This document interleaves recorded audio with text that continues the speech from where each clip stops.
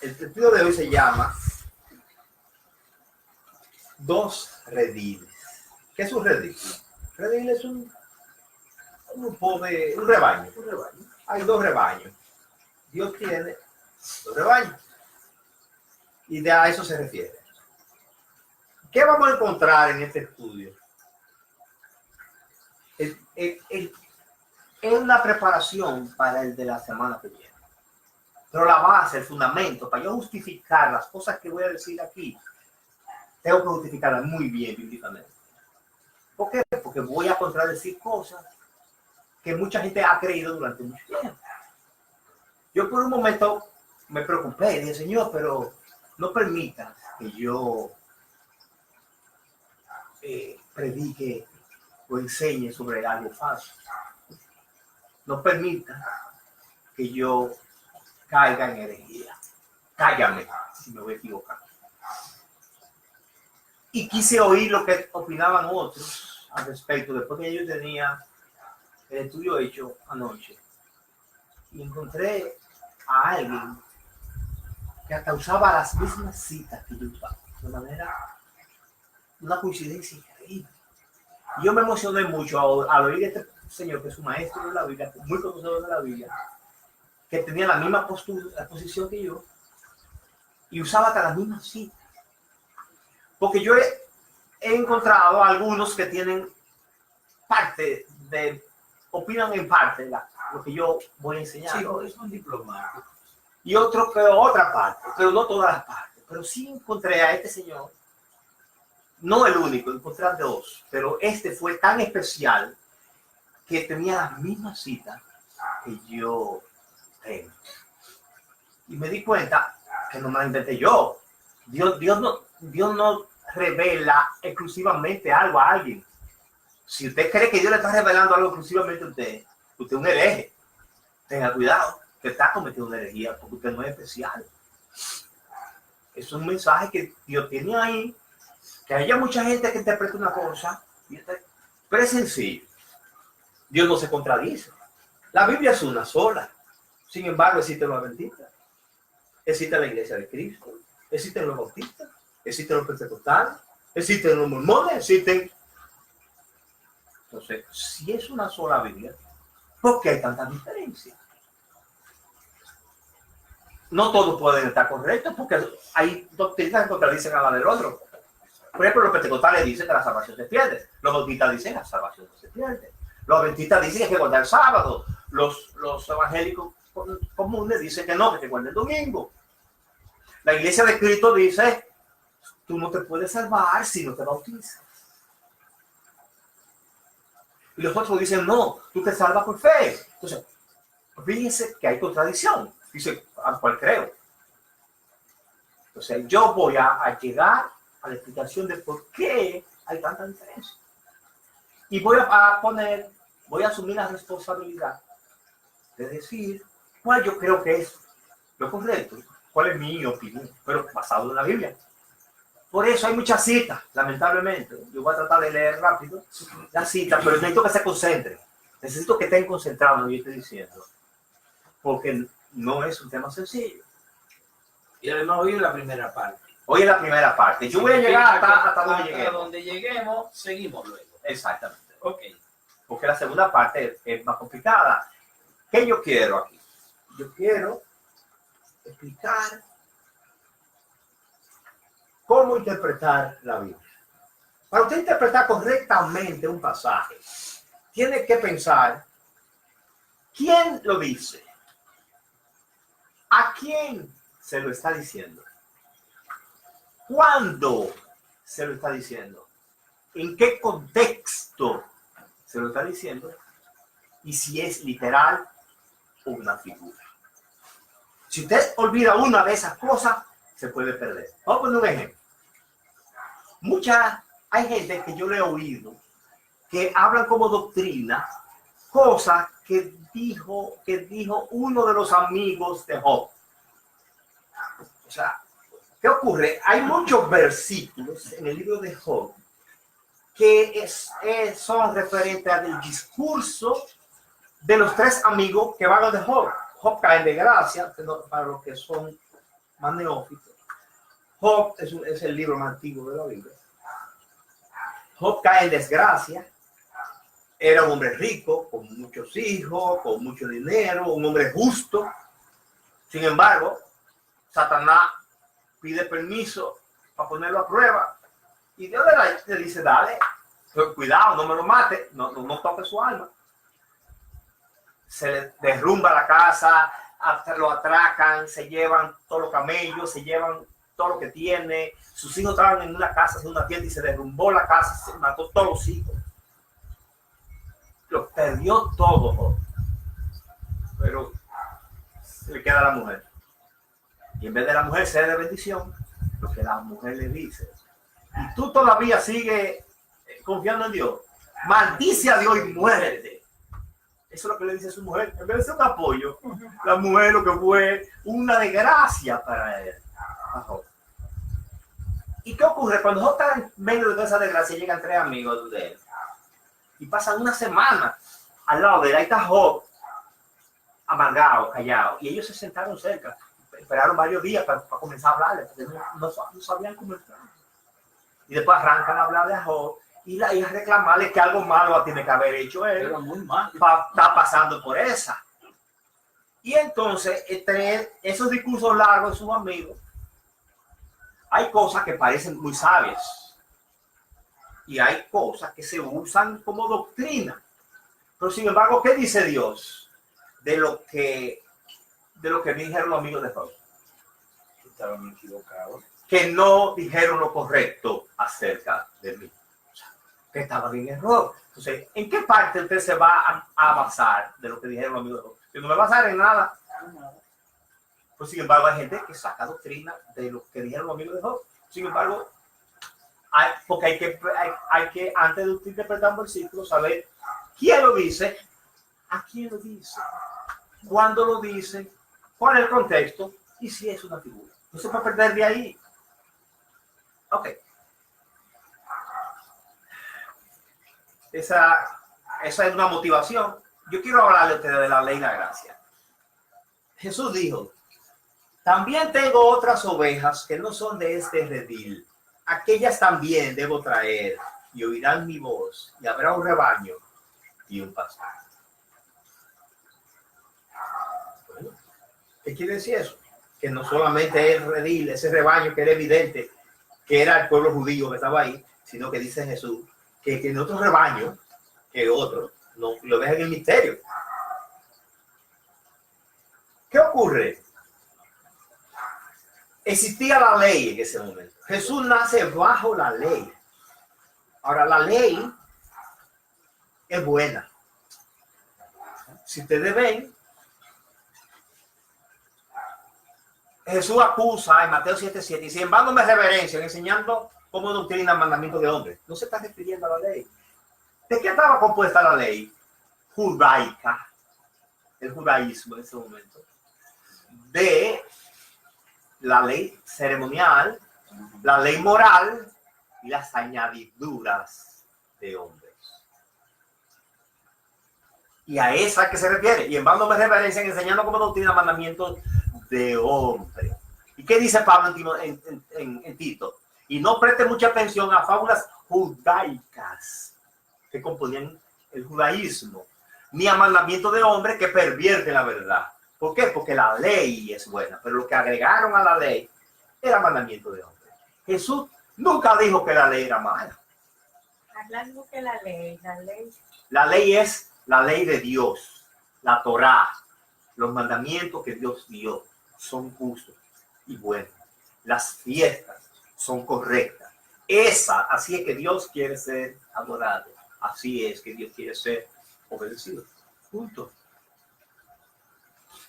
No se asusten que eso no aplica a nosotros. Lo vamos a ver más adelante. Pero oigan si la ley es buena, que dice Mateo 5:19. Excúsenme que estoy usando otra versión, que no es la que acostumbramos. Tuve problemas en el último momento con mi versión, la nueva Biblia de los hispanos, y como segunda opción me preferí ir al código al código literal, a la que llama el código, la BTX4, que es la última, que es muy buena.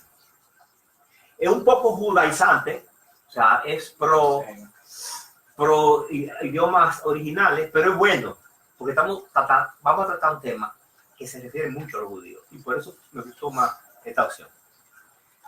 Dice Mateo 5:19, por tanto, cualquiera que suprima uno solo de estos mandamientos más pequeños, mandamientos de la ley de Dios, y así enseñe a los hombres, muy pequeños será llamado en el reino de los cielos. Más cualquiera que lo practique y enseñe, este será llamado grande en el reino de los cielos. O sea, ¿qué quiere decir? Que la ley es buena. Fíjense cómo dice, no penséis que vine a abrogar la ley. O sea, no vine a quitar la ley. O los profetas. No vine a abrogar, sino para cumplir. Jesús vino a cumplir la ley, no a quitarla. No estamos bajo la ley, no hay ley. Sí hay ley.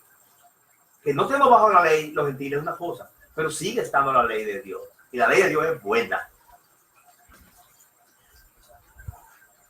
Dice Mateo 5:18, porque de cierto os digo, hasta que pase el cielo y la tierra, de ningún modo pasará una yod. La yod es el signo más chiquito que usa el idioma hebreo. Ni un yod, ni un trazo de letra de la ley, hasta que todo se cumpla. Todo se cumple, estamos hablando del milenio, estamos hablando de que todo se cumpla. La ley no se va a eliminar, la ley está ahí.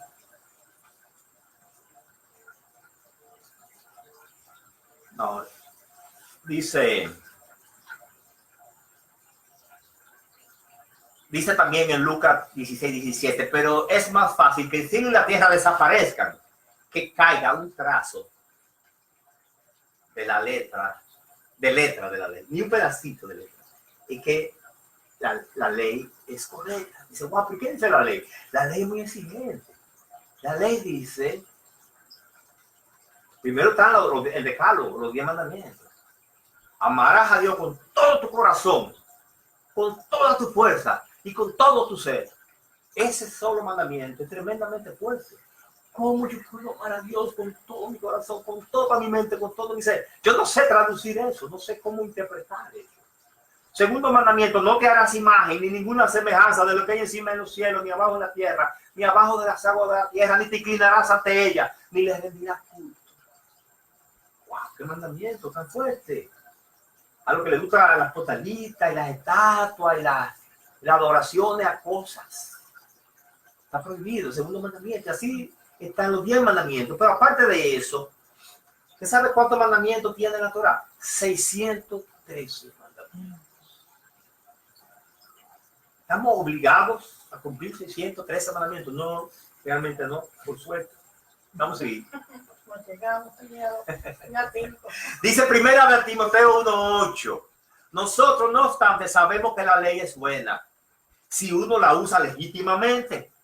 Sabiendo esto, que la ley no está puesta para el justo, sino para los transgresores y desobedientes, para los impíos y pecadores, para los irreverentes y profanos, para los parricidas y matricidas, para homicidas y fornicarios, homosexuales, secuestradores, mentirosos, perjuros, y para cuanto se opone a la sana doctrina. O sea, la ley está ahí para acusar a todo el que peca, a todo el que hace mal. Dice primera de Juan 3:4. Todo el que practica el pecado también practica la infracción de la ley, porque el pecado es infracción de la ley. Todo lo que usted sueñe en su mente, que el pecado estaba tomando en cuenta la ley.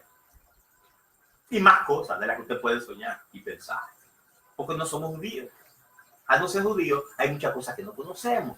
Pero todo lo que usted puede pensar ya estaba estimado, estaba considerado en la ley. Todo lo que es pecado también es una infracción a la ley de Dios. A la ley, a la Torá. Y habla todo el tiempo, habla de la Torá. Sigue avanzando. Que pasaste al nunca 25. Sí, pero ya la dije. Sí, la parafraseó. Exacto. Ok. Entonces sabemos que la ley es buena. La ley, si se usa bien, está correcta. Los judíos lo usaban mal. Los judíos le agregaron cosas, muchísimas reglas. El Señor decía, guarden el sábado, pero los judíos decían, no, no puede dar más de tantos pasos. No puede encender la luz, no puede cocinar, no puede inventar 500,000 variables más que no estaban. Por eso Jesús, cuando iba a sanar a un enfermo el sábado, dijo, es lícito sanar a un enfermo el sábado. Para los judíos era ilícito, pero dice es un hipócrita. A que se le cae un burro el sábado en un hoyo, no es verdad que lo va a dejar ahí, lo va a sacar. Pero son hipócritas. Que hacer buenas obras es lícito. O sea, hacer buenas obras es lícito, aunque sea sábado.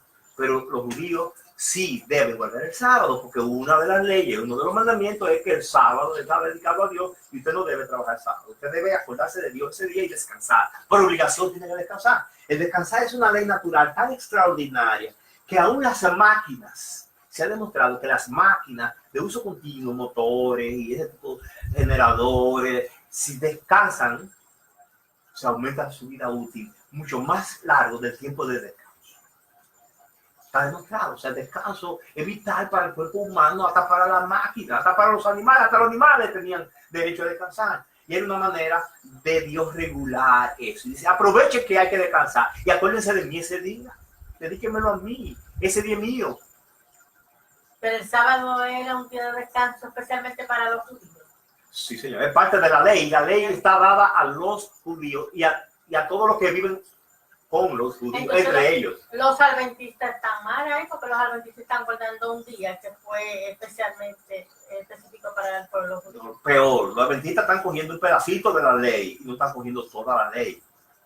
Usted no puede coger un pedacito de la ley para usted. Lo primero es, si usted no es judío, la ley no es para usted. Es lo primero. No quiere decir que usted no la pueda cumplir si quiere, pero la ley es para los judíos, vino de los judíos.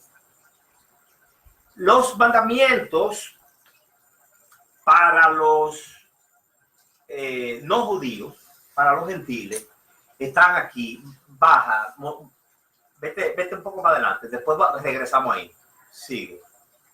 Busca un sitio donde dice, no vaya tan rápido, hay un sitio que dice que están siete, hay una lista de 7 mandamientos.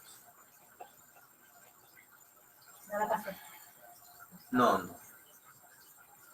Son 7 mandamientos. Los 7 mandamientos de Noé. Los judíos consideran que hay 7 mandamientos. Ok, hay 7 leyes. Lo que ellos llaman las leyes de Noé, los 7 mandamientos, que deben cumplir los gentiles. Los judíos nunca pretendieron que la ley fuera para los gentiles. Nunca lo pretendieron. Ellos consideraban que aún los gentiles que vivían entre ellos estaban obligados solamente a esas 7 leyes.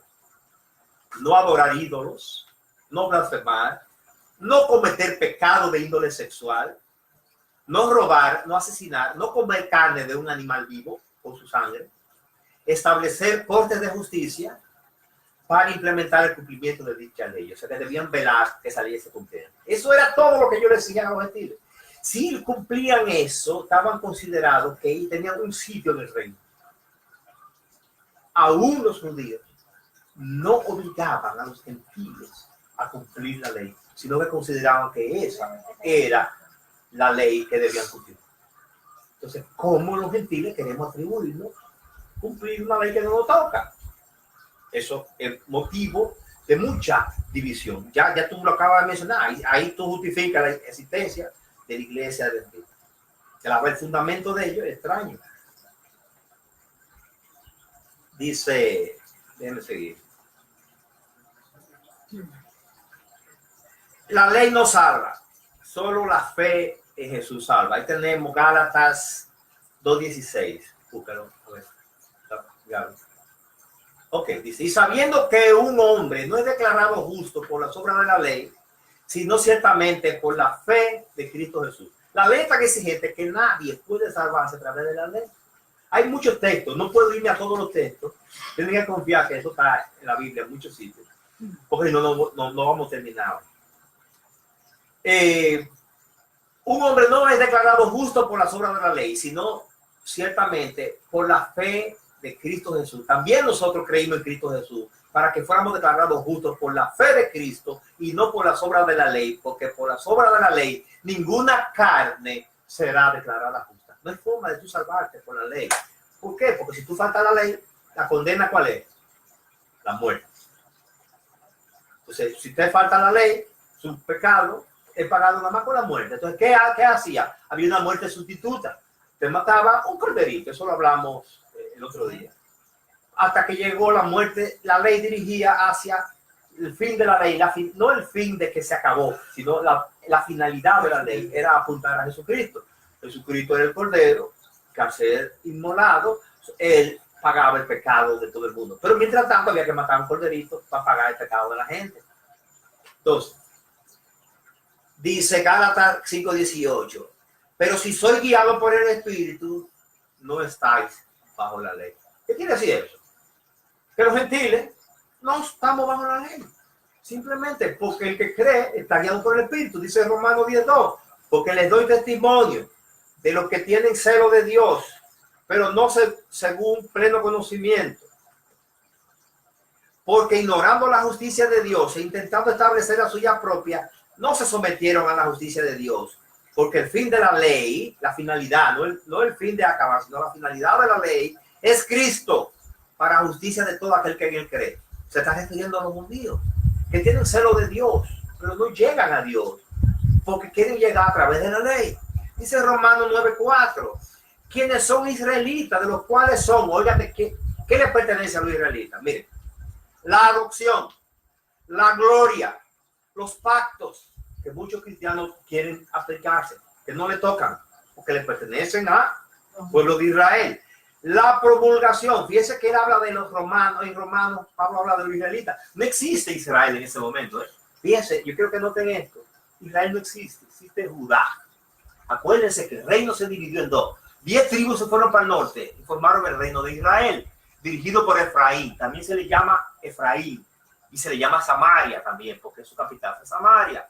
Ese reino del norte fue disperso. 100 años después es disperso el reino de Judá, pero el reino de Judá pasa 70 años en el exilio y después regresa a su mismo sitio y forma el reino de Israel. Se le llama Israel, pero solamente está Judá, el reino del sur, porque el reino del norte se dispersó por toda la nación y no volvió nunca más. Entonces fíjense cómo Pablo en Romanos se habla de Israel, pero no existe Israel. Eso es lo más interesante, eso es lo que es fascinante. Pablo habla de las 12 tribus de Israel que no existen, existían dos en ese momento. Benjamín, que se fundió con Judá solamente, y 2 o 3 levitas, nada más, no había más nada. ¿Por qué habla de Israel? Cuando Israel son 12 tribus. Muy interesante, este profeta. Dice, ¿qué le pertenece a los israelitas? La adopción, la gloria, los pactos, la promulgación de la ley, el culto y las promesas. Ese es otro problema. No atribuimos todas las promesas que le pertenecen a los judíos, que no nos tocan, no son nuestras. ¿A quién le pertenece? Ahí lo dice claramente. A Israel. Yo no soy Israel.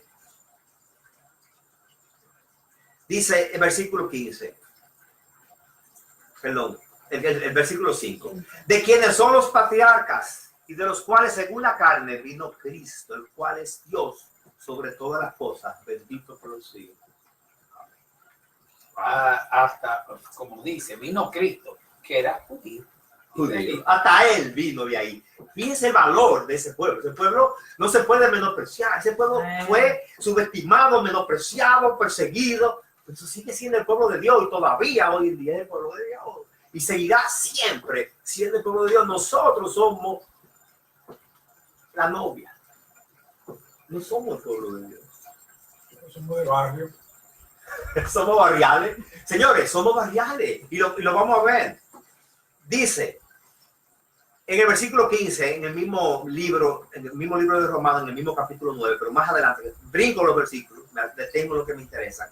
Versículo 15, ciertamente a Moisés dice, tendré misericordia del que tenga misericordia y me compadeceré del que me compadezca. Está justificando que Dios tiene misericordia de quien él le da la gana.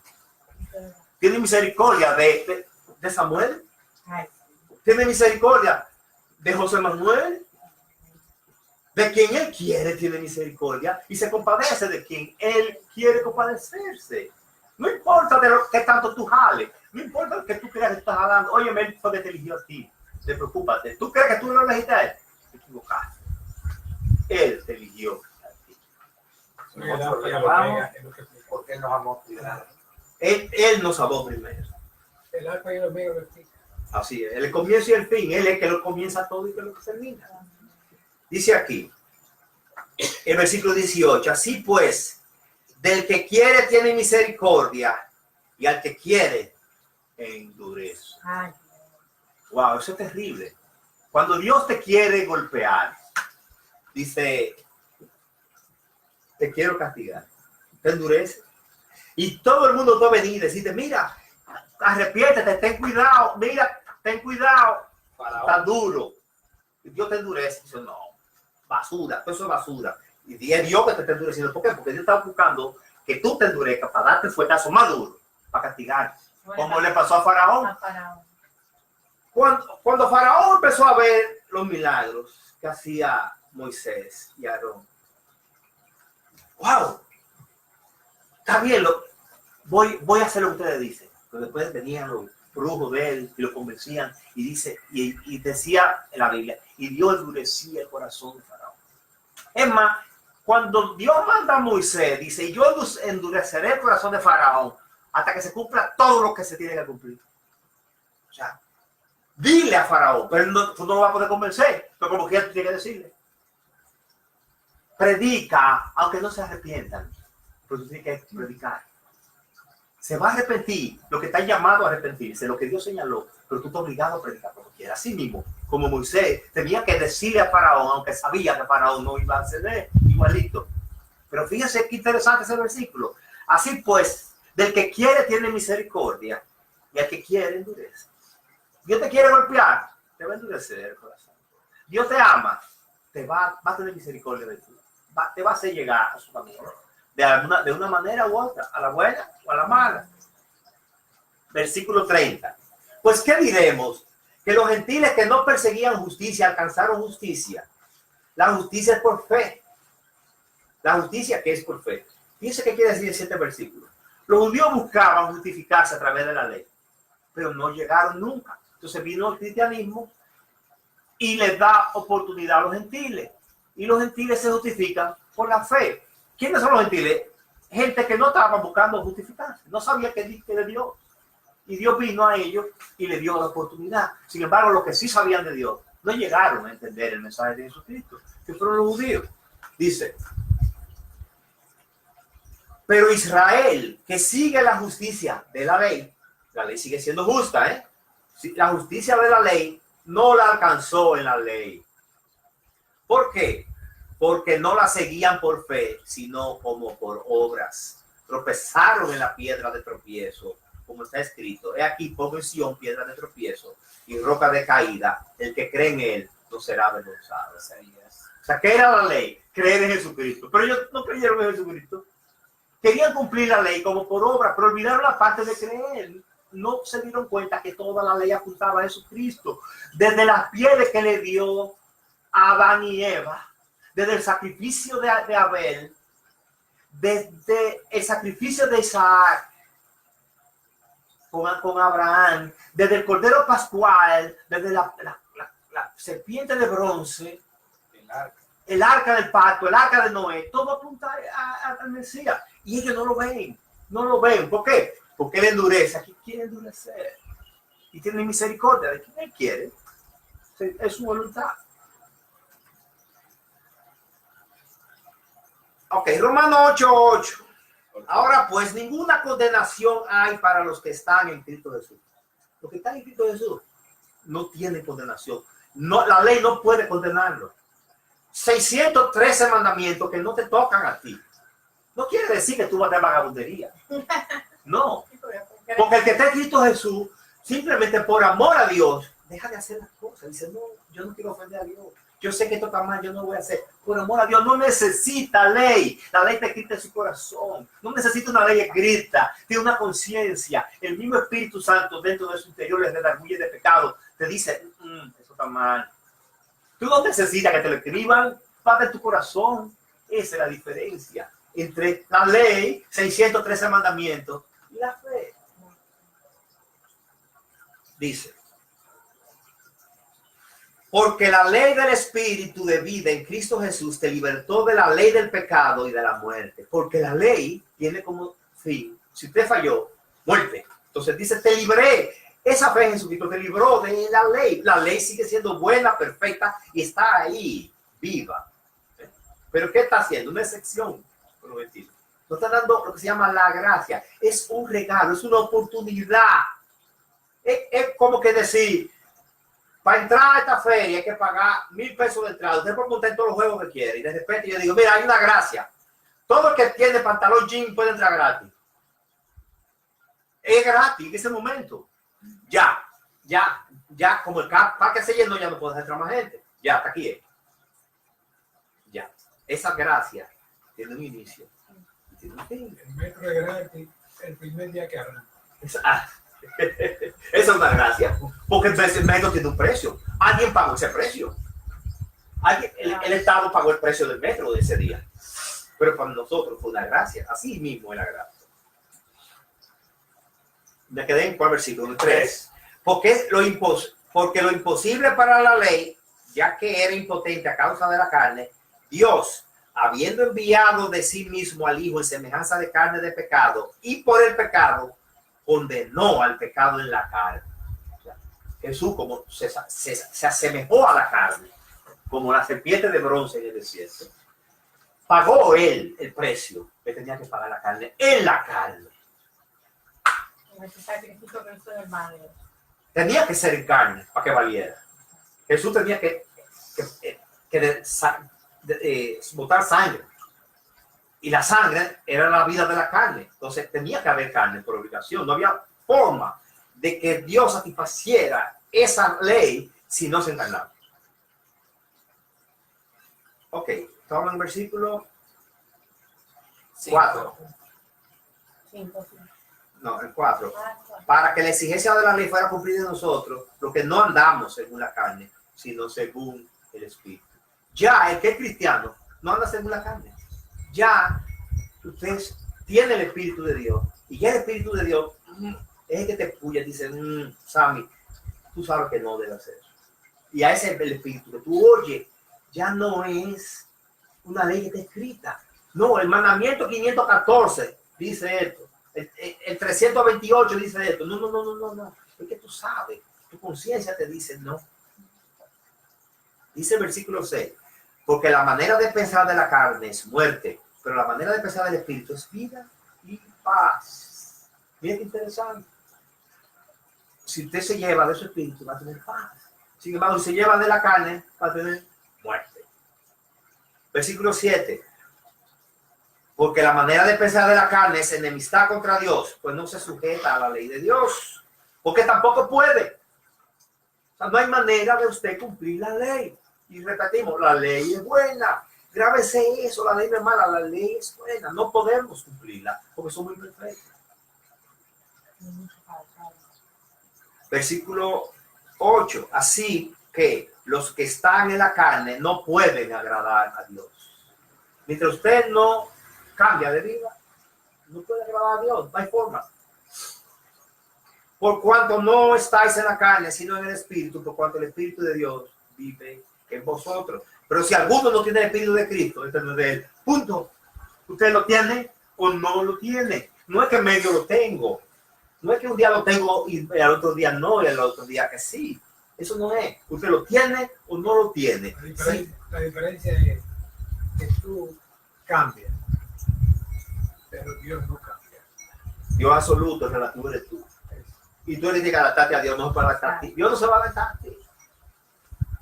Ok. Dice Romanos 5, 1. Por tanto, habiendo sido declarados justos por la fe, tenemos paz con Dios por medio de nuestro Señor Jesucristo. Jesucristo es lo que nos da la paz. Nosotros estamos obligados a cumplir una ley que no podemos cumplir. No tenemos otro remedio nosotros que agarrarnos a Jesucristo. Nosotros no estamos tomados en cuenta en esa ley. Entonces, ¿qué ocurre? Eso, primero yo quería que entendiéramos que era la ley y que los judíos estaban sometidos a la ley. Nosotros los gentiles no podemos, no hay salvación a través de la ley, si no es por Jesucristo, ni aún los judíos ni nadie puede salvarse, pero los gentiles no estamos sometidos a la ley y podemos salvarnos a través de Jesucristo. Yo bien que entendiéramos eso, pero que la ley era buena. Ahora vamos a irnos a otro tema. Todos esos temas se van a juntar al final en lo que yo quiero. Yo quiero hablar de dos iglesias cristianas, ¿verdad? Cuando comienza Hechos de los Apóstoles, surge una iglesia cristiana. Pero esa iglesia cristiana cumplía la ley y creía en Jesucristo. 3,000 judíos. Y hasta el final, lo vemos todavía cuando Pablo es cogido preso, en Hechos, creo que 28 por ahí, todavía están cumpliendo la ley. Y estamos hablando, eso ocurrió en el año 62, 8 años antes de la destrucción de Jerusalén y 30 años después de la muerte de Jesucristo. O sea, todavía ellos siguen cumpliendo la ley, la siguieron cumpliendo hasta el final. Y le voy a decir algo. Cuando se termine el tiempo de los gentiles, que es un tema que vamos ahora a ver, los judíos tienen que seguir cumpliendo la ley. Los judíos tienen que seguir cumpliendo la ley. Y le voy a decir algo. Ustedes ven ese resurgimiento de las iglesias mesiánicas. Yo tengo que tocar el tema porque están surgiendo muchos tipos que se ponen el gorrito, que ponen la estrella de David, que ponen el candelabro, que ponen hasta la bandera de Israel, que quieren danzar como los judíos, que usan, que tocan el cuerno. Pero nada de eso nada de eso es para nosotros. Todo eso son vanidades. Todo eso es marketing, mercadeo. Para mí eso es herejía, eso no me toca a mí. Para mí eso es herejía, eso sobra. Eso no va ahí en ningún sitio. Yo te lo voy entendiendo por qué viene tanta diferencia. Si la ley no te toca, ¿por qué tú quieres guardar el sábado? No lo advertí. ¿Por qué si la ley no te toca, tú no quieres comer puerco? Que no puedo comer cerdo. Pero ustedes van a ver ahora aquí que cómo vamos a ver el origen de otro grupo religioso. Está la iglesia cristiana, está la judeo-cristiana, que es Torá, más la fe en Jesús. Pero ¿qué ocurre? La Torá, la ley, acabamos de ver que la ley no salva. Pero los judíos tienen que cumplirla. ¿Por qué? Porque es fruto de la fe. Por eso los judíos que se convertían seguían cumpliendo la ley. Los apóstoles practicaron la ley hasta el final de su existencia. Era judío. Porque eran judíos, exactamente. Y escribieron sus epístolas basadas en esto. La primera epístola que se escribe, cronológicamente hablando, es la epístola de Santiago. Y nosotros hemos tratado de 1000 maneras de torcer las palabras de Santiago para volverlas en la gracia. Cuando Santiago no le habló a los gentiles, Santiago le habló a los judíos. Un judío hablándole a judíos. Por eso habla de la ley, por eso habla de las obras. Todo el tiempo y te dice, no. Y tratando de buscar el significado de lo que dijo Santiago. No le busquen nada, no tiene que torcer lo que dijo Santiago. Lo que él dijo eso es. Los judíos practicaban las obras. ¿Por qué? Porque era parte de su religión. Llamémosle religión. Era parte de su salvación. Así como el cristiano gentil tiene que dar frutos, en ello, uno de sus frutos era cumplir la ley. Eso era un fruto. Vamos a verlo. Y recuerden otra cosa, hay mandamientos perpetuos a la casa de Israel, que el cristianismo no deroga. Hay mandamientos perpetuos, el cumplimiento de la Pascua, el cumplimiento de, óyeme, son perpetuos. ¿Qué quiere decir perpetuo? Para siempre. El cristianismo no los quita. Ahora, ¿qué pasa con la iglesia gentil? La iglesia gentil cristiana está basada únicamente en la fe. Nada de la ley. Tú tienes que verla. Ellos no saben lo que es la ley. Pablo nunca, señores, miren qué interesante. Pablo nunca habla de quién fue Jesucristo. Pablo habla de qué hizo Jesucristo. Sin embargo, los otros que escriben de la genealogía de Jesucristo, escriben de quién es Jesucristo. Sin embargo, Pablo no le preocupa eso. Pablo diviniza a Jesucristo y Pablo habla de la obra de Jesucristo. Pero no habla de de la descendencia de David, eso, no da esos detalles. No importa, porque los gentiles no lo entienden. Este país no existía como se escribió la ley. Óyeme, es que no, la ley no era para ellos. Pero tú entiendes, ya, nosotros ni existíamos como surgió la ley. Exacto. Y aunque los pueblos gentiles existían, no estaba destinada a la ley. Entonces, ¿qué ocurre? Pablo viene y le habla a los gentiles y no le puede hablar en términos judíos. Sin embargo, el libro de los Hebreos es de un judío a judíos. Por eso dice hebreo. Es a hebreos. Señores, el Apocalipsis es un libro a los judíos. Si usted lee Apocalipsis, está lleno de doces. Doce significa Israel por toda parte. Y está lleno de figuras judías. Todo el Apocalipsis. Estamos hablando que de los 66 libros de la Biblia, hay 52 libros que son para los judíos, hay uno de transición que he hecho de los apóstoles, y hay 13 libros que son para los gentiles, que son las epístolas de Pablo. De Romano a Filemón es lo que nos pertenece a nosotros. Toda la Biblia tiene sabiduría, toda la Biblia tiene una gran belleza. A través de toda la Biblia vemos el temperamento de Dios, el plan de Dios, el carácter de Dios, impregnado en toda la Biblia, y podemos admirar la grandeza de Dios en toda la Biblia. Desde Génesis 1 a Apocalipsis 22, todo. Pero antes de usted atribuirse un versículo, deténgase.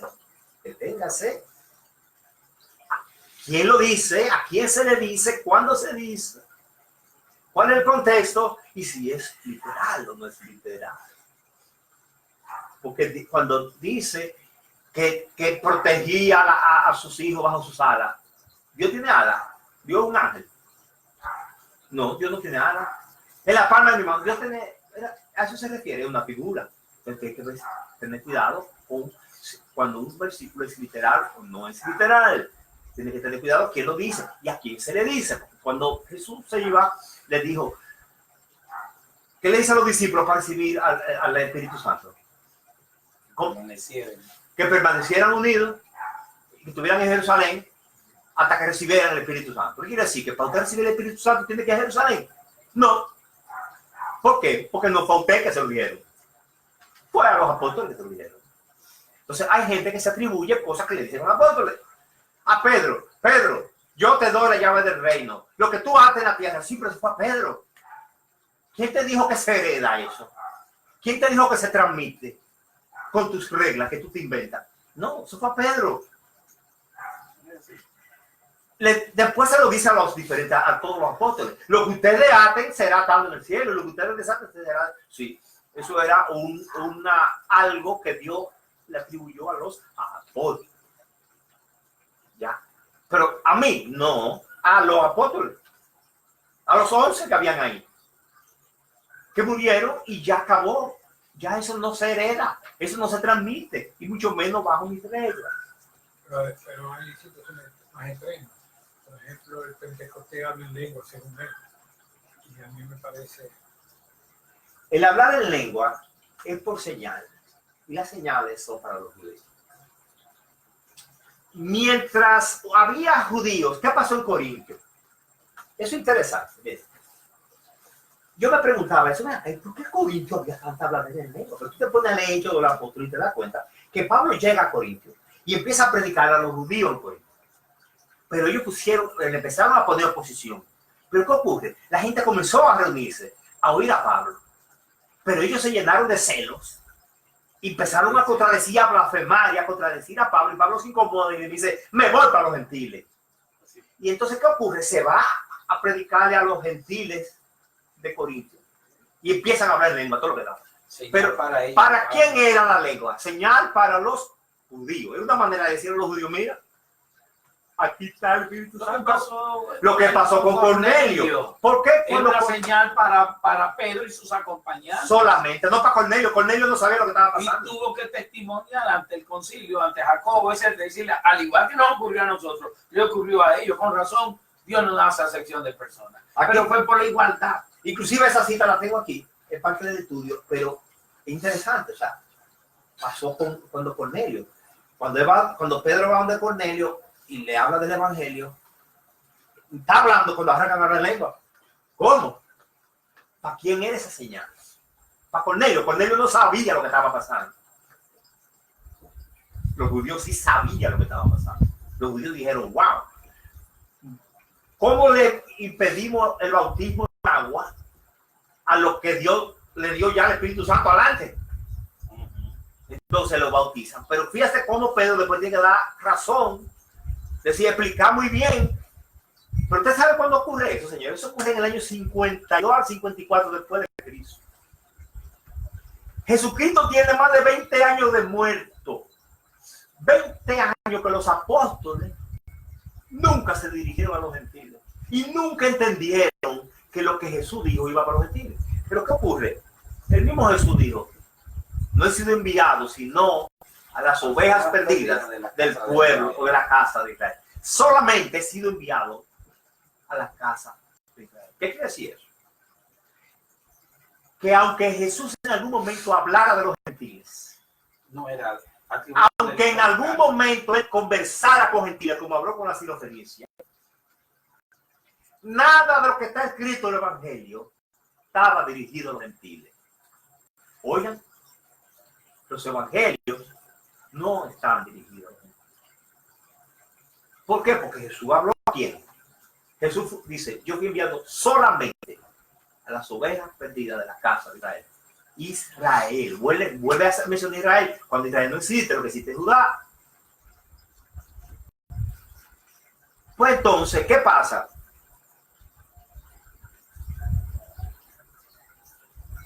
Cuando el caso de Cornelio, los judíos no han entendido hasta ahora, 20 y pico de años después de la muerte de Jesús, que lo que Jesús le habló no era para los gentiles. ¿Por qué? Porque el mismo Jesús les dijo que no fueran aldeas, ¿cómo dice el texto? No vayan a ciudades de gentiles ni aldeas de samaritanos. Que no le predicaran ni a samaritanos, que eran considerados gentiles, ni a los gentiles. Sí, pero él da órdenes de que ellos no lo hagan. ¿Por qué? Porque el evangelio que ellos predicaban era para la casa de Israel. ¿Quién es que el pastor de los, el apóstol de los gentiles? Pablo. Y él mismo dice, le voy a decir un misterio. ¿Qué quiere decir el misterio?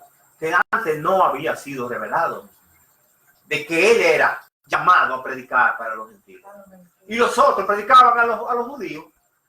Y al final, ¿qué pasó? ¿Qué iglesia prevaleció? La gentil. Por eso, el título mío aquí es los dos gentiles. Fíjense cuál es, en qué se basa, dos iglesias, perdón, en qué se basa la iglesia gentil. Efesios 2:8, ni siquiera tenemos que tenerlo ahí.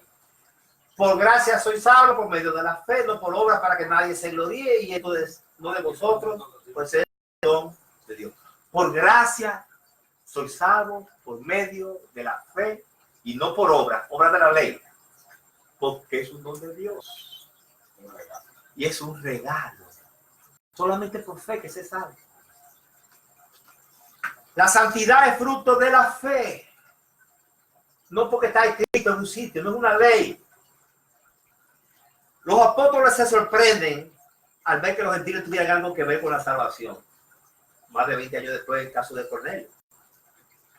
Fíjense algo, Cornelio era un gentil, pero era prosélito. ¿Qué quiere decir? Era convertido al judaísmo. Inclusive, él pagaba cuarto, daba cuarto a los judíos, y en la sinagoga, ayudaba en la sinagoga. Era un judío prosélito, y aún así, era indigno para Pedro entrar a la casa de Cornelio. Se lo dice. Y Pedro dice, ustedes saben que para mí es hasta una aberración yo entrar aquí. ¿Se entiende? Entonces,